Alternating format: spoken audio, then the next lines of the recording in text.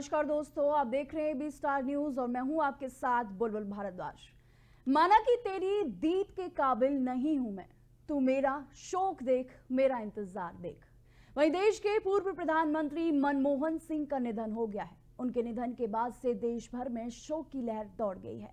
मनमोहन सिंह 92 साल के थे। वहीं उन्होंने दिल्ली एम्स में 8:06 पर लाया गया था, जहां पर डॉक्टरों के प्रयास के बावजूद भी उन्हें नहीं बचाया जा सका और 9:51 पर उन्होंने अंतिम सांस ली और डॉक्टरों द्वारा उन्हें मृत घोषित कर दिया गया। मनमोहन सिंह के निधन के चलते केंद्र सरकार ने 7 दिन का राष्ट्रीय शोक भी घोषित किया है। वहीं सुबह 11 बजे कैबिनेट मीटिंग बुलाई गई, जहां पर तमाम फैसले लिए गए। वहीं साथ ही शुक्रवार को होने वाले सभी कार्यक्रम भी कैंसिल कर दिए गए हैं। इस बीच कर्नाटक के बेलगावी में चल रही कांग्रेस वर्किंग कमेटी की मीटिंग भी रद्द कर दी गई है। वहीं कांग्रेस की स्थापना दिवस से जुड़े आयोजन भी कैंसिल कर दिए गए हैं। वहीं पार्टी के इवेंट 3 जनवरी के बाद जो है वो शुरू किए जाएंगे। वहीं मैं आपको बता दूं कि मनमोहन का पार्थिव शरीर कल कांग्रेस मुख्यालय रखा जाएगा, जहां आम लोग उन्हें श्रद्धांजलि देंगे। वहीं राजघाट के पास उनका अंतिम संस्कार होगा। पूर्व पीएम के निधन पर राष्ट्रपति, उपराष्ट्रपति और प्रधानमंत्री से लेकर देश के कई बड़े नेताओं और हस्तियों ने इन जो शोक जताया है, अपना दुख व्यक्त किया है। वहीं मैं आपको बता दूं कि भारत सरकार ने आज यानी कि 27 दिसंबर के लिए निर्धारित सभी कार्यक्रम रद्द कर दिए हैं और 60 दिनों का राष्ट्रीय शोक घोषित किया है। डॉक्टर मनमोहन सिंह का अंतिम संस्कार पूरे राजकीय सम्मान के साथ किया जाएगा। उनका अंतिम संस्कार शनिवार यानी कि 28 दिसंबर की होने की उम्मीद जताई जा रही है। वहीं मैं आपको यहां बताती चलूं कि 2004 से 2014 तक लगातार 2 बार भारत के प्रधानमंत्री रह चुके मनमोहन सिंह का आज निधन हो गया है। उन्होंने 2004 में अटल बिहारी वाजपेयी के नेतृत्व वाले एनडीए के खिलाफ 2004 के लोकसभा चुनाव में कांग्रेस की जीत के बाद पहली बार पीएम पद की शपथ ली थी। उन्होंने 2009 से 2014 तक अपना दूसरा कार्यकाल पूरा किया। उसके बाद 2014 में पीएम नरेंद्र मोदी ने उनकी जगह ले ली। वहीं मैं आपको बता दूं कि उनको श्रद्धांजलि देने के लिए पीएम नरेंद्र मोदी भी पहुंच चुके हैं और वहीं कांग्रेस कार्यालय पर भारतीय ध्वज यानी कि राष्ट्रीय ध्वज भी झुका हुआ नजर आ रहा है। वहीं उनके साथ अमित शाह भी पहुंचे हैं उनके परिवार को संवेदना देने के लिए। वहीं मैं आपको बताती चलूं कि दिल्ली में उनके आवास पर, मनमोहन सिंह के आवास पर जेपी नड्डा, प्रधानमंत्री नरेंद्र मोदी, गृह मंत्री अमित शाह उनको श्रद्धांजलि देने के लिए पहुंचे हैं। वहीं प्रधानमंत्री नरेंद्र मोदी उनके परिवार से भी मिले और उनसे संवेदनाएं भी व्यक्त की।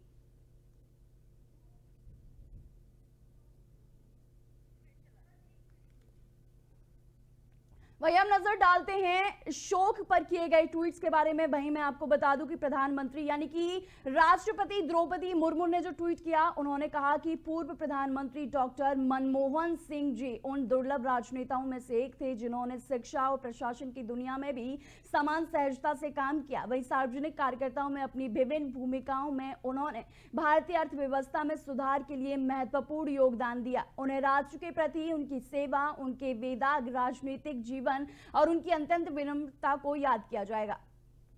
वहीं मैं आपको बता दूं कि प्रधानमंत्री नरेंद्र मोदी ने ट्वीट किया, जहां पर उन्होंने एक्स पर पोस्ट किया और लिखा कि भारत अपने सबसे प्रतिष्ठित नेताओं में से एक डॉक्टर मनमोहन जी के निधन पर शोक मनाता है। साधारण परिवार से उठकर वे एक प्रतिष्ठित अर्थशास्त्री बने। उन्होंने वित्त मंत्री सहित विभिन्न सरकारी पदों पर कार्य किया और वर्षों तक हमारी आर्थिक नीति पर एक बड़ा छाप छोड़ी। वहीं मैं आपको बता दूं कि प्रधानमंत्री नरेंद्र मोदी ने उनके साथ कुछ तस्वीरें भी साझा की थी। वहीं आप बताते चलें कि अमित शाह ने भी ट्वीट किया, जहां पर उन्होंने लिखा कि पूर्व प्रधानमंत्री डॉक्टर मनमोहन सिंह जी के निधन की सूचना अत्यंत दुखद है। भारतीय रिजर्व बैंक के गवर्नर से लेकर देश के वित्त मंत्री और प्रधानमंत्री के रूप में डॉक्टर मनमोहन सिंह जी की देश की शासन व्यवस्था में महत्वपूर्ण भूमिका निभाई है। दुख की इस घड़ी में उनके परिवारजनों को और समर्थकों के प्रति संवेदनाएं मैं व्यक्त करता हूं। जहां पर अमित शाह ने भी ट्वीट कर जो है शोक जताया है। वहीं अब राहुल गांधी ने भी ट्वीट किया, जहां पर उन्होंने लिखा कि मनमोहन सिंह जी ने असीम बुद्धिमत्ता और निष्ठा के साथ भारत का नेतृत्व किया। उनकी विनम्रता और अर्थशास्त्र की गहरी समझ में देश को प्रेरित किया। श्रीमती कौर और परिवार के प्रति मेरी हार्दिक संवेदनाएं। मैंने एक गुरु और मार्गदर्शक को खो दिया। वहीं उन्होंने लिखा कि हमसे लाखों लोग जो उनके प्रशंसक थे उन्हें अत्यंत गर्व के साथ याद करेंगे। जहां पर उन्होंने पुरानी तस्वीरें भी साझा की हैं, जहां पर वो नजर आ रहे हैं। वहीं मैं आपको बताती चलूं कि राष्ट्रपति, प्रधानमंत्री अमित शाह और तमाम दिग्गज नेता जो हैं उनके शोक में ट्वीट किया है और उनसे आवास पर श्रद्धांजलि देने के लिए भी पहुंच रहे हैं।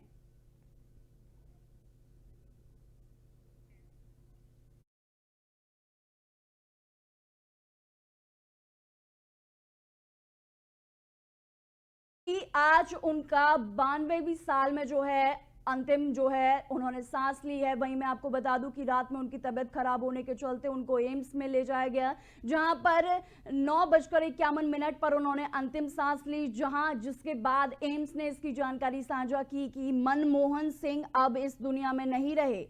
मैं आपको बताती चलूं कि आर्थिक सुधारों के महानायक थे उनको देश अब नमन कर रहा है। वहीं प्रधानमंत्री से लेकर कई दिग्गज नेता उनके दिल्ली के आवास पर पहुंच रहे हैं, उनको श्रद्धांजलि जो है अर्पित कर रहे हैं। वहीं मैं आपको बता दूं कि कल यानी कि 28 दिसंबर को जो है उनका पार्थिव शरीर कांग्रेस कार्यालय पर पहुंचेगा, जहां पर आम जनता और कार्यकर्ता उनकी अंतिम दर्शन कर पाएंगे और उन्हें श्रद्धांजलि अर्पित कर पाएंगे और उनके परिवार से भी मिलेंगे। वहीं मैं आपको बताती चलूं कि तमाम दिग्गज नेता जो हैं उनकी इस जो दुखद घड़ी है उस पर उनके परिवार को संवेदनाएं जो हैं वो व्यक्त कर रहे हैं और ये अनमोल रतन था जो कि अब अलविदा कह चुका है।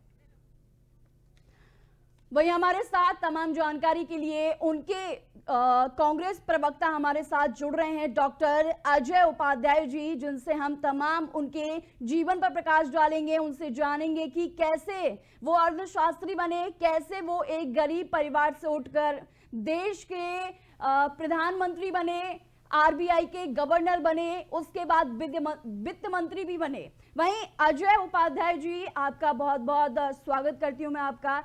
सबसे पहले अजय उपाध्याय जी, जो मनमोहन सिंह थे वो देश के लिए एक अनमोल रत्न थे। उन्होंने सबसे पहले वित्त मंत्री का जो पद था वो संभाला, आरबीआई के गवर्नर भी बने, जिसके बाद उन्होंने 10 साल तक प्रधानमंत्री का पद भी संभाला। अजय जी,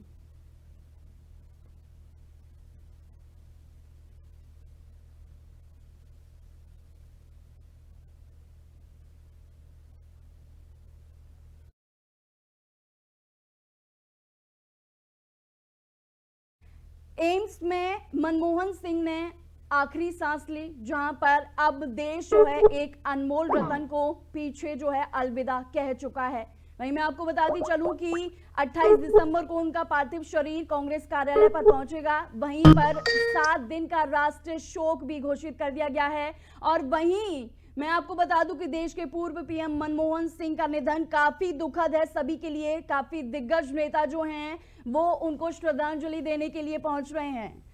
वहीं अब हमारे साथ अजय उपाध्याय जी फिर से जुड़ रहे हैं। मैं आपको बताती चलूं कि अजय उपाध्याय एक कांग्रेस प्रवक्ता हैं, जो कि हम उनसे मनमोहन सिंह के जीवन पर प्रकाश डालेंगे। वहीं अजय जी, जिस तरीके से उन्होंने एक भारत को जो है नींव दी, जहां पर उन्होंने काफी जो है लोगों के दिलों में जगह बनाई।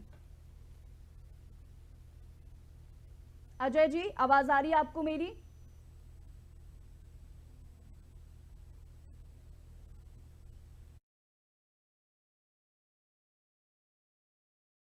आपको बताती चलूं कि एक देश ने अब एक अनमोल रतन खो दिया है, यानी कि पूर्व पीएम मनमोहन सिंह अब दुनिया से अलविदा कह चुके हैं। वहीं मैं आपको बताती चलूं कि कई दिग्गज नेता ट्वीट्स कर रहे हैं और उनके परिवार को संवेदनाएं दे रहे हैं और एक दुखद जता रहे हैं। इस पर मैं आपको बताती चलूं कि कुछ देर में ही जो है कैबिनेट की बैठक जो है वो शुरू हो चुकी है। वहीं मैं आपको बताती चलूं कि केंद्रीय कैबिनेट की बैठक शुरू हो चुकी है, जहां पर जो है श्रद्धांजलि देने के लिए गांधी परिवार भी उनके आवास पर पहुंच चुका है। श्रद्धांजलि देने के लिए जहां पर राहुल गांधी और तमाम जो कांग्रेस नेता हैं वो उनको श्रद्धांजलि देने के लिए उनके आवास पर पहुंच चुके हैं।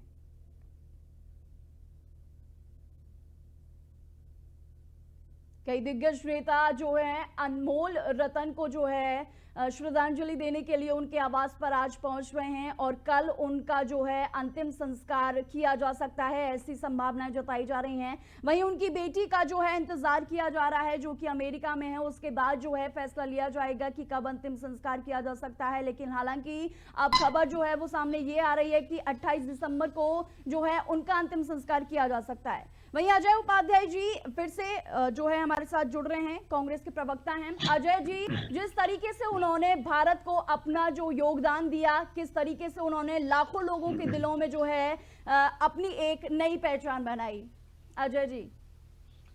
डॉक्टर साहब को अश्रुपूर्ण श्रद्धांजलि। जिस तरह की उनकी कृतित्व रहा, जिस तरह उन्होंने सिर्फ 10 वर्ष का प्रधानमंत्रित्व काल को ही हम उनका आकलन नहीं करते, उनके कार्यों का विश्लेषण नहीं करते। वो 1991 के दौर को भी हम याद करते हैं, जब पूरा विश्व आर्थिक संकट के दौर से और भारत भी उस दौर से गुजर रहा था। उस समय वो किस तरह आर्थिक एक रचनाकार के तौर पे उभर करके आए और भारत को आर्थिक संकट से उबारने का काम उन्होंने किया। उदारीकरण की रणनीति हो, प्राइवेटाइजेशन की रणनीति हो और साथ में उसमें मानवीय चेहरा देकर के इस देश के लाखों मध्यम वर्ग को सशक्त करने का काम उनके दूरदर्शी नीति और उनकी सोच का परिणाम था। जब जब हम डॉक्टर साहब को याद करेंगे, बिना हिचक, बिना कोई बड़ी लंबी बातें किए इस बात को हम स्वीकारेंगे कि जितना नागरिक अधिकार देने का काम उन्होंने किया है अपने 10 साल के प्रधानमंत्रित्व के काल में, मुझे लगता है भारत में ऐसा समय शायद ही किसी का रहा हो। पंडित नेहरू जी और इंदिरा जी को यदि छोड़ दें हम, कुछ हद तक राजीव जी की चर्चा हम जरूर कर सकते हैं। मनरेगा का अधिकार इस देश के लाखों ग्रामीण गरीब मजदूर लोग जिनके जीवन का एक आधार है, आज डॉक्टर साहब ने उस कानून की संकल्पना की और उसको उन्होंने क्रियान्वित करने का काम किया। आज भी कोरोना काल में हमने देखा डॉक्टर साहब की उस दूरदर्शी सोच का परिणाम, गांव में जब दूर दराज से शहरों से लोग पलायन करके गए, उन मजदूरों के जीने का आधार कहीं ना कहीं मनरेगा रहा। राइट टू एजुकेशन सबसे बड़ा एक काम उनका दिया हुआ है, उस 10 साल का एक लैंडमार्क काम हम कहते हैं। मौलिक अधिकार में आर्टिकल 21 के तहत डिग्निटी से जीने का मतलब शिक्षा भी आपको मिलनी चाहिए। गरीब लोगों के लिए आज जितना महंगी शिक्षा हो गई है, उसमें गरीबों को कैसे वो शिक्षित किया जाए, कैसे गांव के मजलूम लोगों को कैसे आगे बढ़ाया जाए, ये एक अहम रोल डॉक्टर साहब ने निभाया। आप यदि याद करें राइट टू इंफॉर्मेशन, सूचना के अधिकार की बात, कैसे राज्य सत्ता जो है जनता के लिए उत्तरदायी बने और जरूरत पड़ने पर उस पर लगाम लगाई जा सके, इस काम को भी उन्होंने बखूबी निभाने का काम किया और कानूनी तौर पे, संवैधानिक तौर पे उसका दर्जा उन्होंने देने का काम, नागरिकों के हाथ में एक बड़ी छड़ी देने का काम किया था। और कई सारे काम हैं, अनगिनत काम है, जैसे राइट टू फूड की बात कह दी, खाद्य सुरक्षा की बात। आज ठीक है, सरकारें जो भी अपनी अपनी बातें रखें, अपनी अपनी चीजें रखें, उसको आगे बढ़ाने का भी वर्तमान सरकार ने काम किया। 80 करोड़ लोगों को फूड सिक्योरिटी के तहत उनको जो भी मिला है, अनाज मिल रहा है, पर उसका यदि कोई रचनाकार है, उसकी बुनियाद कोई रखा है कानूनी तौर पे, वो कानूनी अधिकार है, कोई सरकार का काम नहीं, कानूनी रूप में जनता को मिला अधिकार है जो मनमोहन सिंह जी ने दिया। और उससे भी बड़ी बात यदि हम देखेंगे सैन्य क्षेत्र में, ये तो नागरिक अधिकारों की बात है, आर्थिक रचनाकार की बात है, और सैन्य क्षेत्र की बात यदि हम करेंगे, भारत का जो भारत अमेरिका संबंध में जो एक सबसे बड़ा रोड़ा था न्यूक्लियर डील, उन्होंने न्यूक्लियर डील की और न्यूक्लियर डील में अमेरिका को ये रियलाइज करना पड़ा कि भारत विश्व की परमाणु शक्ति है, अधिकृत तौर पे तुमको मानना पड़ेगा। और जो भी रणनीतिक साझेदारी की बात उन्होंने की थी, जिस पर तत्कालिक भाजपा और विपक्षी दल जो है उनके सरकार को भी गिराने का जरूर काम किया, अलग बात है। आज वो सभी लोग उस रणनीतिक हिस्सेदारी में साझेदार और आगे बढ़ चढ़कर भाग ले रहे हैं। बेसिकली मनमोहन सिंह राजनीति से परे एक व्यक्ति रहे। उनका जो दृष्टिकोण था, चुनाव लड़ना, चुनाव जीतना नहीं, देश जीते, देश आगे बढ़े और देश की जो दूरगामी आर्थिक कूटनीति हो, सैन्य रणनीतिक कूटनीति हो या सैन्य मजबूती के लिए जो कूटनीतिक तौर पे हमें जो काम करना है, जिसको हम राष्ट्र हित के रूप में हम परिभाषित करते हैं, और राष्ट्रीय हित कैसे सधे भारत का, वो चाहते थे। और वो वाकई एक दूरदर्शी, मैं तो कहता हूं कि वो राजनेता ऐसे थे जिस राजनेता में आर्थिक पुट भी बढ़ा हुआ था, शालीनता की एक मर्यादित स्वरूप भी उनमें था, और साथ में राजनीति की एक एक मिहीन जो राजनीति की जाती है जिससे कि देश को मजबूती मिले, राजनीति का जो अर्थ है उन्होंने समझाया था। सदैव इतिहास उनको याद रखेगा। एक मानव महापुरुष के तौर पे देश के सच्चे सपूत, राष्ट्र भक्ति के एक अलग मायने यदि समझाना हो तो मनमोहन सिंह के चरित्र और उनके व्यक्तित्व को हमको पढ़ना और समझना चाहिए। अजय जी, जैसे आपने जिक्र किया कि मनरेगा योजना उनके द्वारा लाई गई थी और निचले वर्ग के लिए जितना उन्होंने सोचा, हालांकि ये नहीं, राजनीति पे नहीं, उन्होंने देश को आगे ले जाने के लिए जो है काम किया, और विदेश ही नहीं, हालांकि विदेश में भी उन्होंने भारत का परचम लहराया था। हालांकि प्रधानमंत्री नरेंद्र मोदी ने भी उनका जो है उनकी कई बार तारीफ की है। अजय जी, सच बात है, तारीफ के काबिल थे वो। मनमोहन सिंह जी कथनी और करनी वाले जो एक कहावत है उसमें वो अलग तरह का उनका परिभाषा था। वो बोलते कम थे, करते ज्यादा थे। राजनेता आजकल अलग अलग पार्टियों के बोलते ज्यादा हैं, करते कम हैं। उनको जब जब मौका मिला, चाहे वो एक गवर्नर के रूप में हो, वित्त मंत्री के रूप में हो, या देश के सर्वोच्च पद को आसीन होने का, भारत के प्रधानमंत्री बनने का उनको जब अवसर मिला, हर समय उनका रोल, उनकी भूमिका, उनका नेतृत्व कौशल और भारत के प्रति उनका समर्पण, अलग अलग दृष्टिकोण, जब भी हम पढ़ेंगे उनके अलग अलग व्यक्तित्व का आयाम को, उनके कार्यक्रम को, उनके कार्यालय के जो वो छन रहे हैं एक एक नीति निर्णय की चीजों को, तो हम पाएंगे कि मनमोहन सिंह वाकई बिरले पैदा हो सकते हैं। सिंह इज ऑलवेज किंग का जो कहावत है, वाकई वो हमेशा किंग माने जाएंगे। और आज जब वो हमारे बीच नहीं है, आज पार्टी से परे अलग अलग पार्टियों के लोग, सभी दलों के लोग उनको जो सम्मान दे रहे हैं, ये दर्शाता है कि वो कितने महान व्यक्तित्व, उनके प्रति कितनी श्रद्धा, कितनी उनके प्रति अपनापन और उनके लिए कितना अगाध प्रेम इस देश के सामान्य नागरिकों को भी, और सभी राजनीतिक दल अपने दलों के विचार से ऊपर उठ करके सबने उनका सम्मान किया। यह बताता है वो कितने बड़े व्यक्तित्व के व्यक्ति थे। एक आर्थिक रचनाकार, एक तरह से उनको हम आर्थिक दार्शनिक भी मानते हैं। वैश्विक स्तर पर उनकी एक अपनी पहचान है, और विश्व के स्तर पर जब आर्थिक संकट से विश्व गुजर रहा था, उस समय भी उन्होंने कई आर्थिक सूत्र दिए जिससे विश्व को लाभ हुआ। भारत के प्रधानमंत्री इतने ज्ञानी विद्वान प्रधानमंत्री, जिनमें शालीनता फूट फूट के भरी हो, ये सीखने वाली चीज है। आज के दौर में जिस तरह कटुता राजनीति में आ गई है, मनमोहन सिंह सिर्फ नाम और उनके चेहरों को यदि आगे करके हम सीखने का प्रयास करें, सिर्फ चेहरे से ही बहुत कुछ हम सीख सकते हैं कि राजनीति में कोई जरूरी नहीं है कि हम कटुता पैदा करके सत्ता और सियासत के लिए पारस्परिक विद्वेष को फैलाएं। कई बार हम शालीन होकर भी अपनी बातों को और अपने कार्यों को वैश्विक स्तर पर कहीं ना कहीं उसको हम आवाज दे सकते हैं, और वही काम मनमोहन सिंह जी ने किया।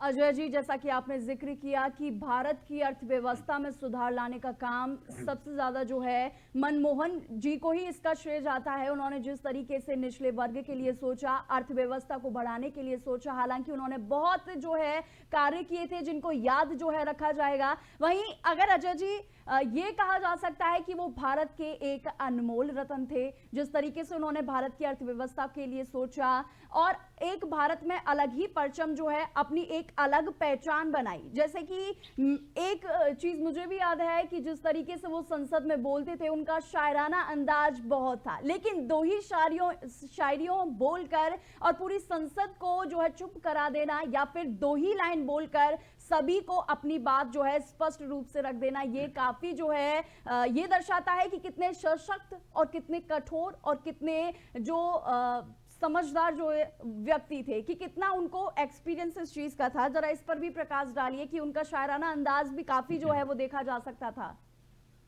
आपने ठीक कहा, कई ऐसे वक्त आए, कई ऐसे चर्चा के समय परिस्थितियां आई जब उन पे राजनीतिक कटाक्ष बहुत तीव्र गति से, बहुत तीक्ष्ण रूप से करने का प्रयास प्रतिपक्ष के साथियों ने किया, और उसको कैसे उन्होंने शालीनता में, सादगी के साथ उस कटाक्ष को कुछ एक दो पंक्तियों में ही उन्होंने उसको जो है जवाब दिया है। और उस जवाब की इतनी तारीफ विपक्ष भी को भी करना पड़ा, वो भी मुस्कुराते हुए उनको जो है उनका अभिवादन स्वीकारता था। कहीं ना कहीं एक विद्वता जब होती है, एक विद्वान व्यक्ति जब राज सत्ता को पाता है, मुझे याद है जब मैं पढ़ाता हूं तो प्लेटो ने कहा था कि फिलोसफर किंग होना चाहिए, जिसको बुद्धिमत्ता जिसमें हो और जो सर्वगुण संपन्न, जो राजनीति को एक दिशा दे। और मुझे लगता है भारत को जो 10 साल मिला था, वो फिलोसफर किंग एक मिला था, वैसा किंग जिसने सबों के दिलों में राज करने का काम अपने माधुर्य स्वभाव के कारण, अपने गंभीर व्यक्तित्व के कारण, अपने वैचारिक जो आर्थिक उदारीकृत नीतियों के कारण, और साथ में उनमें जो ज्ञान की फूट थी, उस ज्ञान को कैसे व्यवहार में ला करके देश सेवा की जाए, वो मुझे लगता है मनमोहन सिंह से सीखने की चीज है। डॉक्टर साहब आज बेशक नहीं है, पर सैकड़ों सैकड़ों वर्ष तक उनके उस कार्यकाल को, उनकी उन नीतियों को और उनके उन विचार को, जो आर्थिक उदारीकरण का विचार जो मानवीय चेहरा लिए होना चाहिए। उदारीकरण और निजीकरण का अर्थ ये नहीं है कि हम कुछ लोगों को संपन्न बना दें और आम गरीब को और गरीब होने दें, जो आज हो रहा है। उन्होंने बार बार कहा कि उदारीकरण का लाभ जो है सामान्य गरीब लोगों को मिलना चाहिए, और उन्होंने करके दिखाया था। प्रति वर्ष जब तक उनका शासन रहा है, आप उठाइए डेटा देखिएगा, 2% गरीबों को, जो गरीबी रेखा होती थी उसको हर साल 2% कम करके और मध्यम वर्ग में उन गरीबों को लाने का काम, उनको सशक्त और संपन्न बनाने का काम, और उसका लाभ भारत को मिला कि उनके समय में लगभग 21 करोड़ लोग गरीबी रेखा के नीचे जो रहते थे उनको ऊपर लाकर मध्यम वर्ग में खड़ा करने का काम उन्होंने किया। हम सब जानते हैं जिस तरह से उस विपरीत परिस्थितियों में, दो आर्थिक संकटों के दौर में भी मनमोहन सिंह जी ने जिस तरह इस देश की जीडीपी को मेंटेन करने का काम किया। तकरीबन 8% का ग्रोथ रेट था, और आंकड़े उनके सही होते थे, आंकड़े उनके गलत नहीं होते थे। उस गति को यदि वर्तमान समय में उनके विचारों को ध्यान में रखकर उनकी गति को सिर्फ मेंटेन की गई होती, हालांकि आज वो वक्त नहीं है उन सब राजनीतिक चर्चाओं का जो आप चर्चा कर रही हैं, इसलिए मैं भी उस पर नहीं जाऊंगा, पर जो सच है उसको स्वीकारना भी होगा कि यदि वो गति मेंटेन रहती इस सरकार के द्वारा 10 साल में, तो हम 2019 में विश्व की तीसरी सबसे बड़ी आर्थिक ताकत और 2022 में 5 ट्रिलियन इकोनॉमी ऑलरेडी हो चुके होते। ये उनके आंकड़ों के आकलन के अनुरूप मैं बोल रहा हूं। उन्होंने कोरोना काल में भी जिन जिन नीतियों पर जो बात हुई थी उस पर भी उन्होंने सजेशन दिया था, और उन्होंने कहा था नोटबंदी को लेकर के कि कैसे 2% जो है भारत की ग्रोथ डाउन होगी यदि नोटबंदी जिस तरह से हुई है, और वो सच निकला। वो कोई एस्ट्रोलॉजर नहीं थे, पर उनकी बातों का एक मीनिंग था, और वो राष्ट्रीय परिप्रेक्ष्य में उन जो बात उन्होंने रखी थी उसके अपने एक मायने थे। जी, डॉक्टर अजय उपाध्याय जी, जिस तरीके से आपने इनके जीवन पर जो है प्रकाश डाला वो काफी जो है सुनने लायक था। जिस तरीके से वो निरम और जो सजग और जो ज्यादा निरमता से जो काम करते थे वो काफी जो है अच्छा था उनके लिए, और काफी अनमोल रत्न जो हैं वो भारत के लिए हैं, और देश उनको हमेशा उनकी उपलब्धियों को, उनके कार्यों को नीची जातियों को ऊंची पहुंचाने के लिए, और विपक्ष और सरकार को अलग करके वो जो समानता से व्यक्तियों से मिलते थे, और जिस तरीके से वो अपने कार्यों को समक्ष, जो जनता के समक्ष रखते थे, वो काफी जो है याद किया जाएगा। हमेशा वो देश के जो है अनमोल रत्न कहलाएंगे, हमेशा उनकी उपलब्धियों को याद किया जाएगा कि किस तरीके से छोटे से गांव से उठकर उन्होंने इतनी उपलब्धियां प्राप्त की, कितनी जो है सरकार के लिए उन्होंने काम किया, भारत की अर्थव्यवस्था के लिए की बात की जाए, चाहे वो देश में चाहे विदेश की बात की जाए, विदेश में भी उन्होंने जो है भारत का परचम लहराया था अपने प्रधानमंत्री कार्यकाल के दौरान। वहीं डॉक्टर अजय उपाध्याय जी, आपका बहुत बहुत धन्यवाद तमाम जानकारी देने के लिए। तो ये थे हमारे साथ डॉक्टर अजय उपाध्याय जी, कांग्रेस के प्रवक्ता थे जिन्होंने तमाम जानकारी दी। लेकिन मैं आपको बता दूं कि आज उनका जो है वो निधन हो गया है। देश के लिए काफी दुखद की घड़ी है, जहां पर मैं आपको बताती चलूं कि दिग्गज नेता जो हैं वो तमाम उनके आवास पर पहुंच रहे हैं, उनको श्रद्धांजलि दे रहे हैं। उनके परिवार को इस समय जितनी भी कठिनाइयां हो रही हैं उनको संवेदनाएं अपनी व्यक्त कर रहे हैं। तो फिलहाल के लिए सिर्फ इतना ही। देखते रहिए AB स्टार न्यूज।